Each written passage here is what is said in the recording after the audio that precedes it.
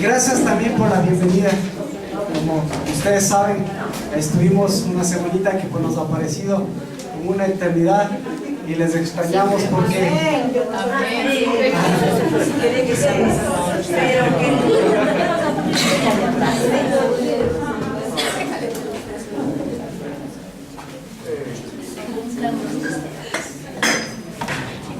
Y ese privilegio de poder compartir en familia, de poder levantar a Dios, alabanza y adoración, no de todas partes se le encuentran.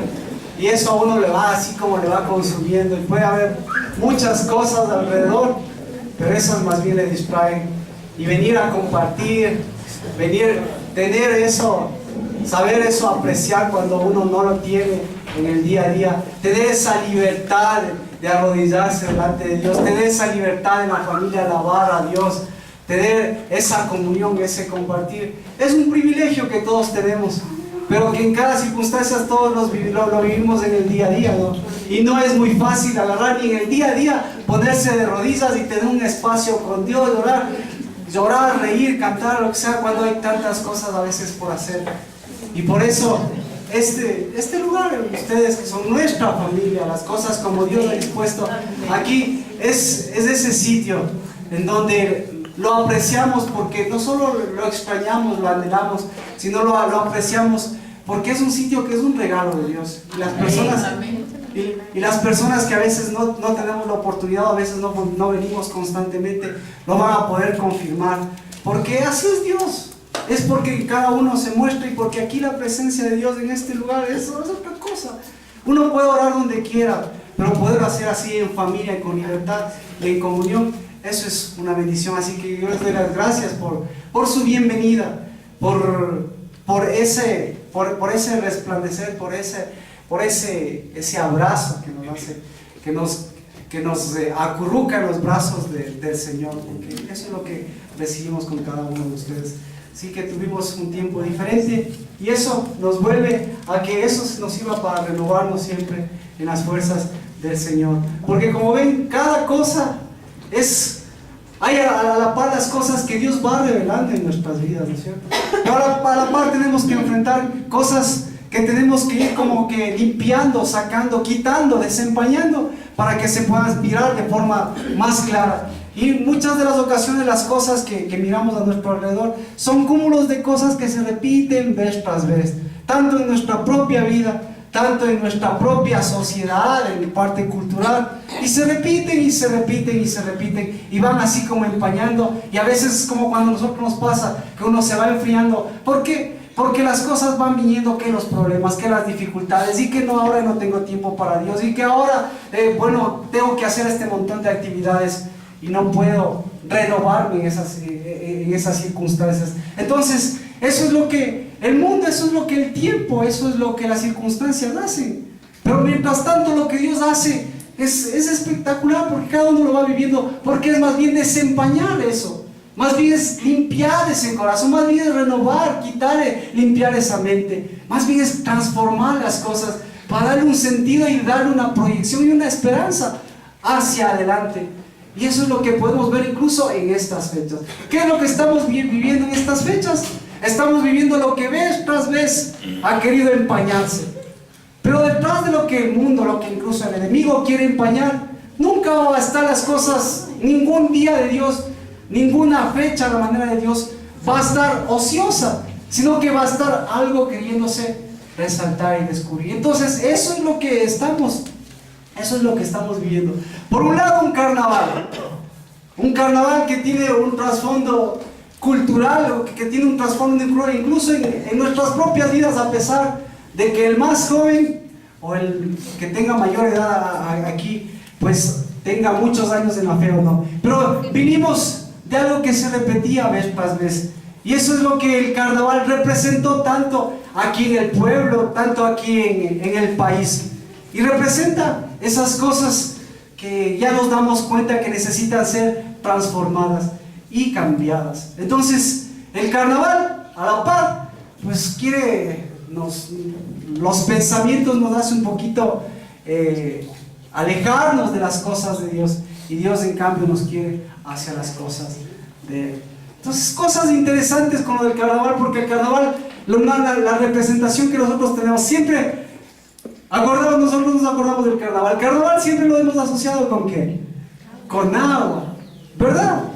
Y por lo menos en ese sentido, ahora, a la manera de Dios, también lo podemos asociar. Y decimos, también lo podemos asociar porque eso no está empañado. Porque el Señor también es agua. Y es un agua diferente. Y es un agua de vida. Y es un agua que tiene unas características específicas, ¿verdad? Entonces, el carnaval, ¿con qué más nosotros lo podemos asociar? Como fiesta. Como una fiesta. Exacto, es una festividad, es un desenfreno. Y la pregunta es, ¿por qué ha sido un desenfreno? ¿Desde cuándo viene a ser esta tradición que sea un desenfreno? Y de hecho es un desenfreno también ahora, porque aprovechan todas estas épocas y ustedes ven en cualquier latitud la característica de la festividad. El desenfreno de esa festividad siempre va a producir un montón de repercusiones y de caos terribles en toda circunstancia. Se elevan hasta los índices de accidentes de tránsito, pero también los índices de desenfrenos, de pasiones, de carnalidades. Entonces, muchos de ustedes ya saben, ¿no?, cuál es el trasfondo del carnaval. El trasfondo del carnaval, hay una propuesta, no es la definitiva, pero que tiene que ver con la carne y que tiene que ver con Baal. Esa es una perspectiva de donde se hizo. Entonces, carne y Baal es el Señor de la carne. Entonces el Señor de la carne va a determinar que lo que mande sea la carne, y manda la carne. Y aparte que tenemos días de vacaciones, pues a tratar de satisfacer los deseos de la carne. Entonces, esa ha sido una perspectiva. Y por eso también este martes, Dios mediante, vamos a seguir orando. Porque detrás de eso no pueden empañarse las cosas. Algo tiene que estar Dios haciendo, algo Dios está preparando. Y uno de esos puntos de encuentro, decíamos, es ese engendrar, es ese producir, y es ese unir las aguas de vida del Señor, el tener aguas dispuestas, el tener un oasis con el Señor, y sobre todo el tener un encuentro con el Señor. Y Dios no nos quiere dar aguas cualquiera. Dios nos quiere dar aguas que cumplen un propósito en todo el sentido. Bueno, las aguas de Dios cumplen un propósito en su vida. ¿Por qué? Porque van a llenar las expectativas de su corazón. Las aguas de Dios cumplen un propósito en su familia. No son cualquier agua, ¿verdad? Entonces, ese es el punto de encuentro al que nosotros estamos acercándonos. Y en el medio de acercarnos a las aguas, a esas aguas de vida, pues tenemos que batallar con estas aguas, con estos carnavales y con esta libertad, este carnaval del señorío de la carne. Y bueno, y otra cosa que ustedes van a mirar es que tiene también muchas connotaciones también religiosas. Entonces, eso también hay que vencer. ¿Por qué hay que vencer y transformar? Porque las cosas no solo pasan, no solo suceden, es decir, no solo se está festejando el carnaval, sino que nosotros, o el carnaval pasa por encima de nosotros, o nosotros pasamos por encima de eso. ¿Verdad? ¿Verdad que es así? Entonces la connotación, la repercusión religiosa, espiritual, también tiene un antecedente. Y ustedes saben que esto va muy de la mano, lo habrán escuchado por lo menos alguna vez, que esto va muy de la mano de la Cuaresma. ¿Verdad? ¿Por qué va de la mano de la Cuaresma? Entonces, yo en eso también un poquito me metí al Google a averiguar, porque para mí desde pequeño tenía ese sentido, ¿no? De que ¿cómo es? La ceniza, la Cuaresma, el carnaval, el miércoles de ceniza, o sea, ¿cómo empataba una cosa? Simplemente lo repetía. Entonces, ¿cómo fue el origen? ¿Por qué se determinó esta circunstancia? Fue justamente Porque a través de las religiones, ¿saben qué determinaban? También tenían una línea aparentemente marcada, una línea aparentemente correcta. Es decir, también la gente, también en siglos pasados, también dentro de la religión tradicional, se tenía el punto como la Pascua. Y decían, se pensaba, que para llegar a la Pascua hay que prepararse. Así que la Cuaresma significa 40 días. 40 días de preparación. ¿Caracterizados por qué? Alguien que me recuerde, ¿cuál es la característica de la Cuaresma? Alguien que se recuerde. ¿Verdad? La fanesca, casi. Características de la Cuaresma. 40 días de qué? 40 días para qué? Perdón.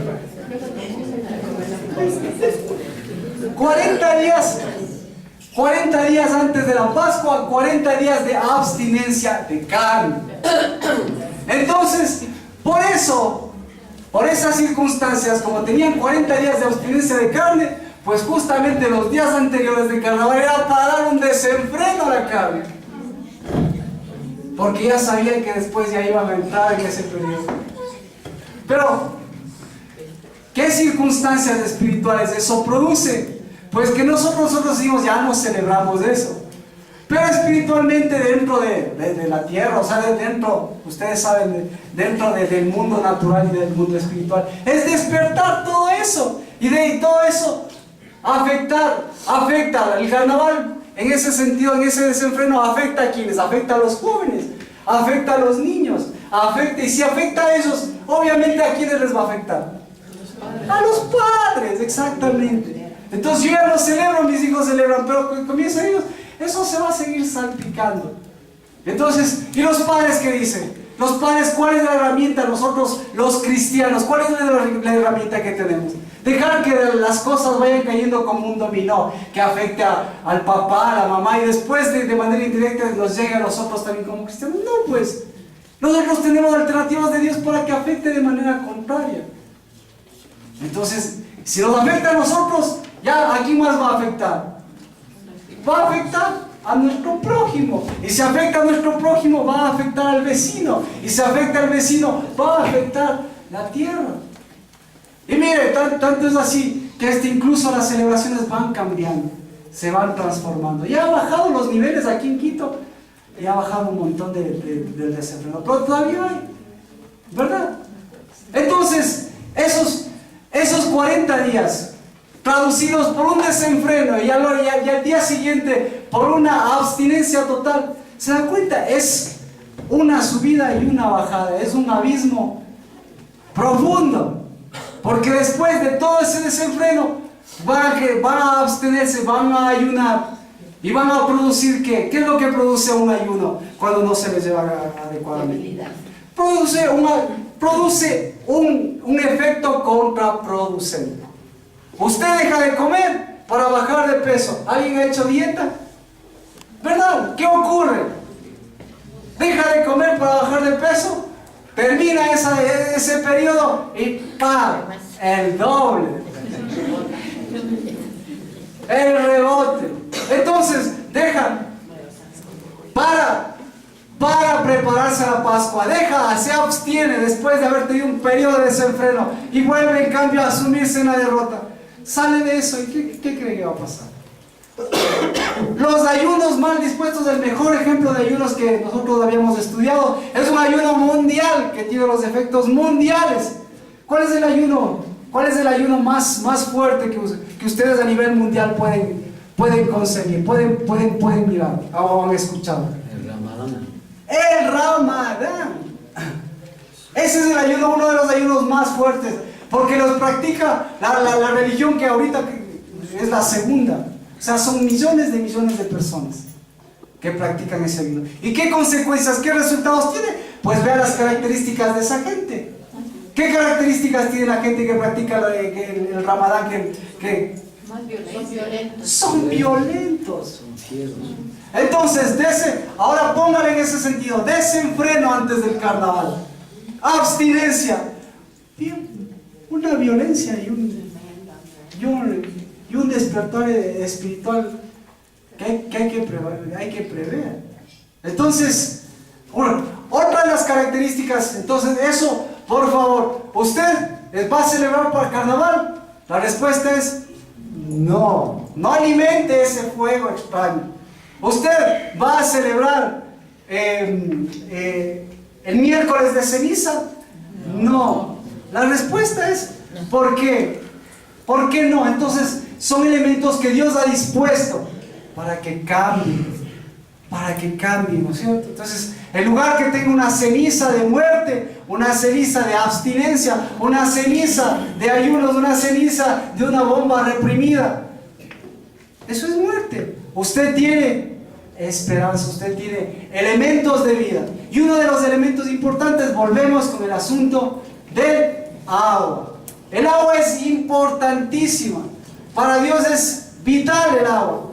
De tal manera que el agua de vida, desde el antiguo, desde Cristo Jesús, como lo decía la samaritana, el que bebe de mis aguas nunca volverá a tener sed. El agua es vital a la manera de Dios, pero no cualquier agua. Entonces, ¿qué características tiene el agua del Señor? Otra de las cosas que me llamó la atención, que estaba viendo, otra de las características del carnaval. ¿Cuál es la característica del carnaval aquí? ¿Cómo se juega el carnaval aquí en Ecuador? Con agua, ¿verdad? Y con bombas. ¿Usted sabía de dónde viene esa tradición? No. Pues eso no nació en Quito, ¿verdad? De alguna parte de haber venido. Esa tradición viene de periodos, igual, de periodos de la iglesia, de periodos de España. Pero originalmente, ¿cuál era la tradición? ¿Sabe cuál era la tradición? Para estas fechas, la tradición era... ojo aquí porque esto me llamó la atención. La tradición era que llenaban huevos de un ave, llenaban esos huevos con agua y esos huevos eran los que lanzaban. ¿Se acuerda de los huevos? Sí,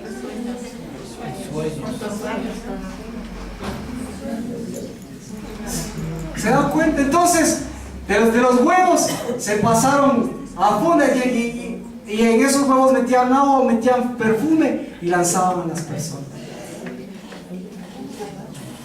Así era como se desenfrenaban, así era como sus sueños, así que eran todas esas connotaciones que hemos visto. No es casualidad ese tipo de cosas. Entonces, al lanzar una bomba, usted lo que está repitiendo es algo que estaba nada más que ahí, que se ha ido acumulando de generación en generación. Y algo que empezó por ese motivo religioso, por ese motivo espiritual. Entonces, bueno, eso es parte de decirle a los jóvenes, no tiren bombas. No. ¿Cuál es nuestra actitud? Saber lo que estamos haciendo, saber lo que estamos también espiritualmente nosotros decretando. Por eso este día martes también vamos con un poco de enseñanza y vamos también a seguir orando para que sigan cambiándose. ¿Cuánto ha cambiado esa tradición ahora? Yo me acuerdo el año pasado, más a estas alturas de edad, todo esto lleno de gente que jugaba y echaba agua. Sí, y eso es alimentar toda esa parte. Vale. Entonces, vamos con esta explicación a las aguas. Ahora sí, a lo que Dios quiere mostrarnos para este tiempo. Y como habíamos visto en Éxodo capítulo 17,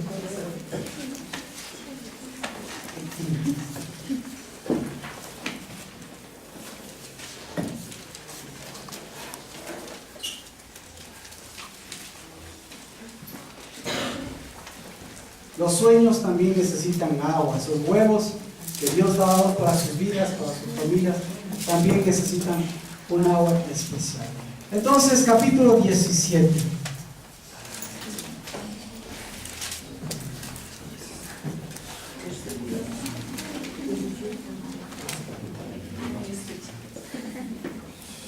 Dice, toda la congregación desde el 1.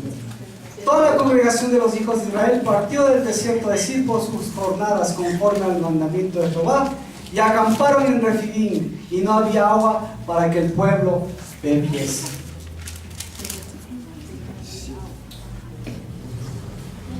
Estamos haciendo un recuento. No había agua para que el pueblo bebiese.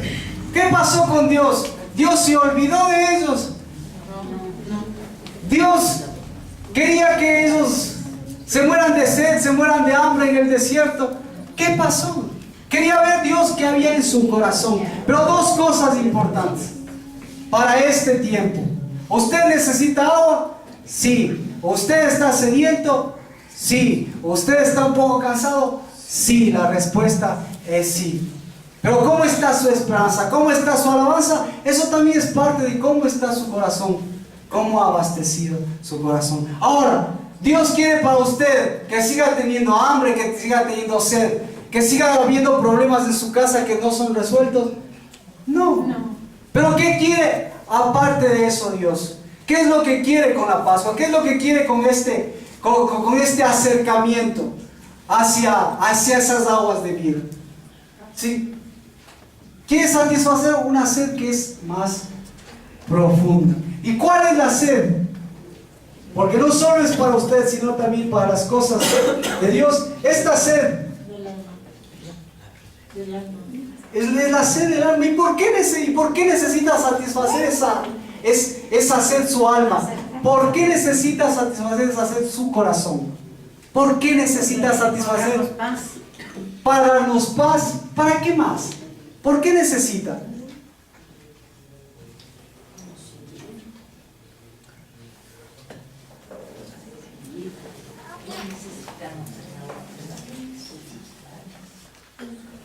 Deuteronomio 32:18. Por eso necesita su alma. Por eso necesitaba el pueblo de Dios. Capítulo 32.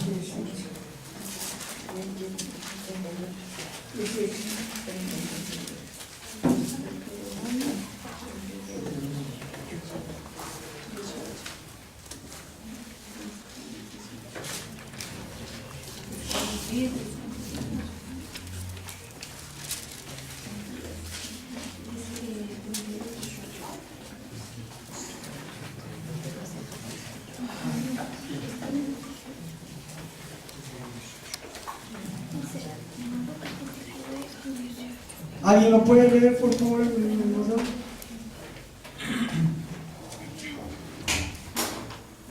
Despreciaste a la roca que te engendró y olvidaste al Dios que te dio a luz. Otra versión. Desertaste de la roca que te engendró, olvidaste al Dios que te dio la vida. Amén. Santiago. De la roca que te creó, te olvidaste. Te has olvidado de Dios, tu Creador. De la roca que te engendró. De la roca que te engendró. De la roca que salieron aguas. De las aguas que fuiste engendrado. Te olvidaste. Esas aguas, ¿qué simbolizan? No solo es una satisfacción humana. Esas aguas producen engendramiento. Engendramiento. ¿Qué significa esto para sus vidas?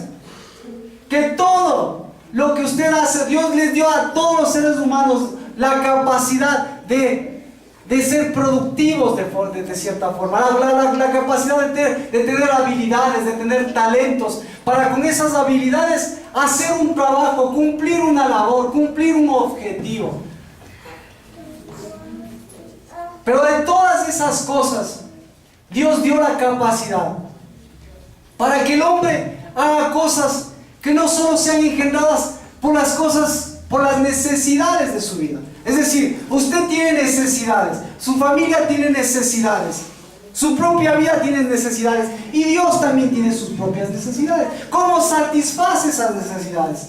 Normalmente, ¿qué es lo que hace usted para satisfacer esas necesidades? Usted, si es un joven tiene que estudiar. Si es ya una persona que está a cargo de una familia, si es un padre de familia, una madre de familia, tiene que Tiene que trabajar. Porque Dios le dio a ustedes, a todas las personas les dio la bendición de trabajar para producir. Y la producción para satisfacer necesidades. Pero también la producción para levantar, para desarrollar a las personas. Para crear casas, para formar hogares, para establecer sociedades. ¿Verdad? Entonces, todo el mundo lo hace. ¿Quién se escapa de esto? Nadie. Nadie.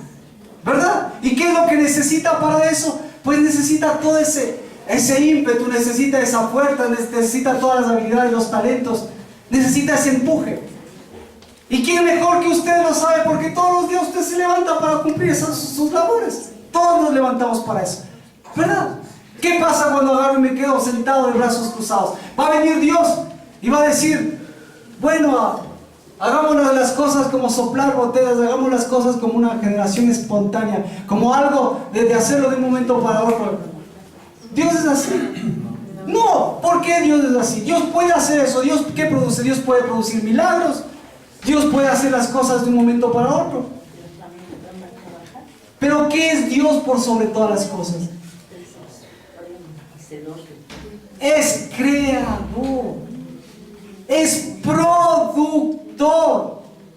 Esa es la esencia de Dios. Dios no es un milagrero.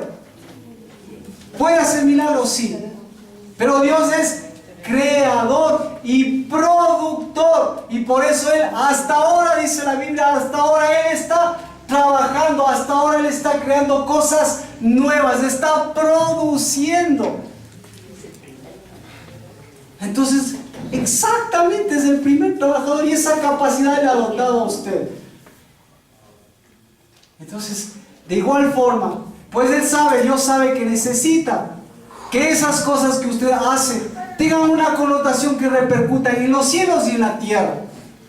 Y por eso, las cosas que Dios sabe que nosotros las hacemos, nos da una cualidad especial, que nosotros podamos ser con Él partícipes de su trabajo, con Él partícipes de su producción, con Él partícipes de su creación.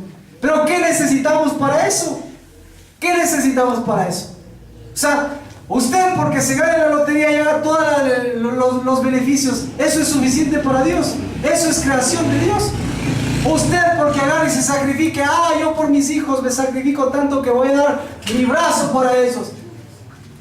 Eso es creación, eso es producción de Dios. Usted que va a todas las naciones a predicar su palabra y a cumplir los mandamientos que Dios ha dispuesto, ¿es suficiente? El mejor ejemplo de eso es cuando Pablo detalla las cualidades del amor. O sea, el amor es sufrido, benigno, lo soporta, lo cree, trabaja, etcétera, etcétera. Pero eso es una parte de lo que en realidad las cosas Dios ha dispuesto para que no solo sean hechas, sino que las cosas sean producidas y las cosas sean engendradas. Entonces, lo que Dios está disponiendo a través de esas aguas de vida, a través de la Pascua, habíamos dicho, es ese encuentro con la roca para que usted tenga la capacidad de producir cosas para Dios. A partir de esta época, pasa la Pascua, y no solo hacer las actividades por hacerlas, sino que engendrarlas, porque el engendramiento no solo tiene que venir porque yo necesito, porque a mí se me ocurre, sino porque tiene que venir evidentemente de Dios. Entonces,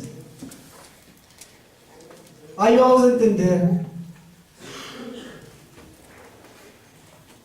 Entonces, lo que Dios les estaba guiando, llevando a esas aguas de engendramiento, es para que el pueblo de Israel también tenga la capacidad, tuviese la capacidad de engendrar. ¿Qué tenía que engendrar el pueblo de Israel después del encuentro?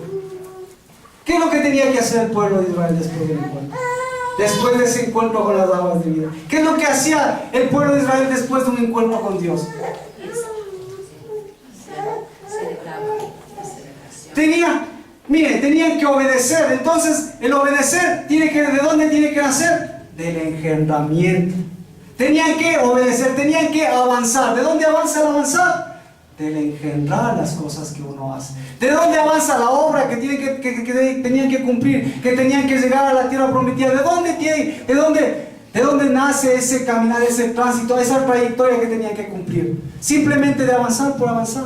No, todo eso no es de hacerlo por hacer.